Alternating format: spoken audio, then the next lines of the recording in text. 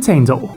What do you feel when you hear this name? Most people would say nostalgia. The times after school when they'd spend hours trying to find the secret levels in Super Mario World, or the amazing feeling of beating the Elite Four in Pokémon Red, or even the weird mix of unsettlement and amusement for adventure when listened for the first time the first temple theme. And there are many and many other examples of almost magical memories of our childhood that are intertwined with Nintendo. Only for Nintendo GameCube. So much that to this day, even people that don't play video games anymore, or people that have moved on to a more hardcore MLG game, they still remember very dearly those times and those emotions. With the astronomical success of Nintendo Switch for the past 6 years, a lot happened for Nintendo. Record-breaking game sales, reaching top 3 most sold console of all time, tapping into Hollywood with an enormous success with Mario Bros. The movie. Even with all of that, there are people that bring up one question that I found pretty interesting.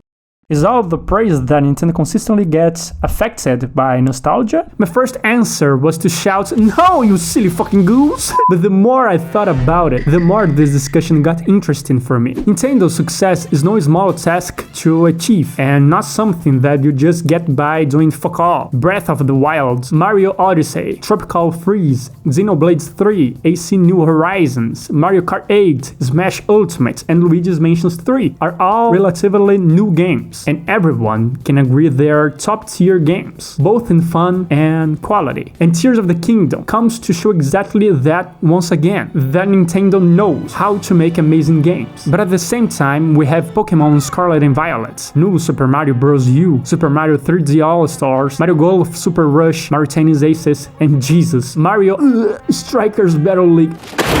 Games that feel soulless, half-baked, empty, buggy as hell, and they sold well too. Is it fair to put the good and bad in the same bag and say that Nintendo is only successful because of nostalgia? The most interesting part of this discussion for me is, would Nintendo be as successful without nostalgia? Let's say that Breath of the Wild wasn't a Zelda game, but a new IP. Would it sit at a 97 rating on Metacritic? If Scarlet and Violet wasn't a Pokémon game, would it sell over 10 million copies in its first 3 days? To me, the success of Super Mario Bros. The movie shows how much of a power Nintendo has with those characters and franchises, and a big factor in it is nostalgia. But at the same time, I think belittling all of Nintendo's recent feats as purely blind cheap nostalgia is just a stupid argument. You don't stay relevant by cashing day after day only on nostalgia. Check how Star Wars are doing nowadays. No, God! To keep the respect and value of said franchises, you need to consistently put out good quality products. Nostalgia only gets you so far, and Nintendo knows it. That's why we don't have a new Super Mario Bros. In 11 years, or a traditional hardcore 3D Zelda since 2011. Nintendo can definitely be difficult sometimes, but they are not dumb. Nintendo can owe a lot to legacy games and nostalgia, but to them to be this successful